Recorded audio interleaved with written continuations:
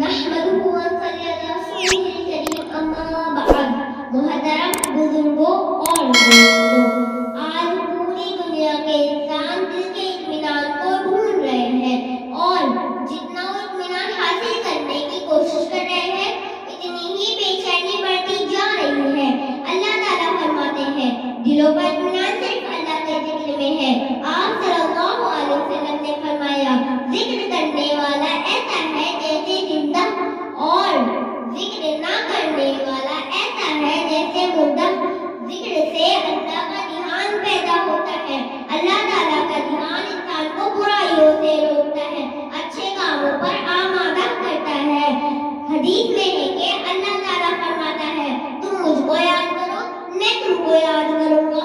تم مجھ کو اپنی مجلس میں یاد کرو گے میں تم کو اس سے بھی افضل مجلس میں یاد کروں گا. انسان زندگی میں جن چیزوں کی فکر میں لگا رہتا ہے مرتے وقت وہی چیزیں اس کے سامنے آتی ہے.